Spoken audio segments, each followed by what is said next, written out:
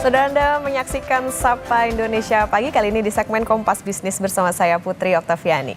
Saham emiten sawit milik sejumlah konglomerasi langsung menghijau bahkan melesat tinggi setelah Presiden Prabowo Subianto menyatakan komitmen memakai sumber nabati sebagai bahan solar.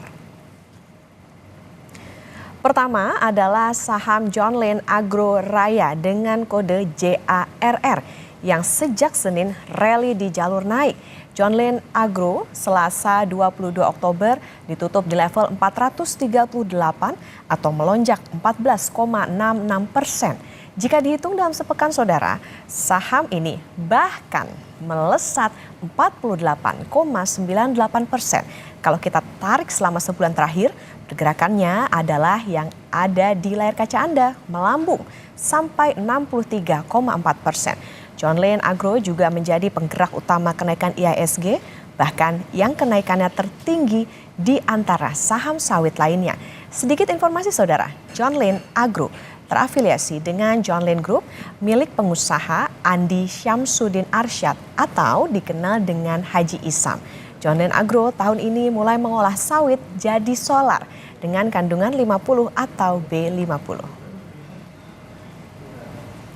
Saham sawit lain yang juga menghijau adalah milik konglomerasi Grup Salim atau yang terafiliasi dengan Indofood, pemilik merek mie instan sekaligus minyak goreng, yaitu Salim Infomas Pratama. Saham sawit dengan kode SIMP ini per 22 Oktober ditutup naik 1,44% ke 422 per unit. Naik wajar meski di atas kenaikan IHSG. Kalau kita tarik 5 hari perdagangan, kenaikannya sampai dengan 2,43% dan dalam 1 bulan naik 4,46%. Saham sawit yang juga naik selanjutnya saudara masih terafiliasi dengan konglomerasi Salim, yaitu perusahaan perkebunan London Sumatra Plantation atau LSIP. 22 Oktober, LSIP menguat 6,4% ke 1.245 per unit. Sedangkan kalau ditarik 5 hari, kenaikannya 10,18% dan jika ditarik sebulan seperti yang ada di layar kaca Anda saudara, lonjakannya signifikan sampai dengan 22,66%. 59% lebih saham LSIP dimiliki oleh Salim Infomas.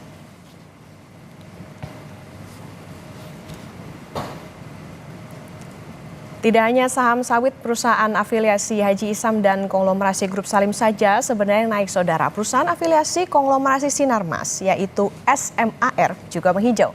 Prabowo Subianto dilantik hari Minggu 20 Oktober tepat sehari sebelum dimulainya perdagangan di bursa. Pidato Prabowo yang menyebut sawit untuk solar disambut meriah emiten perkebunan. Saudara-saudara sekalian,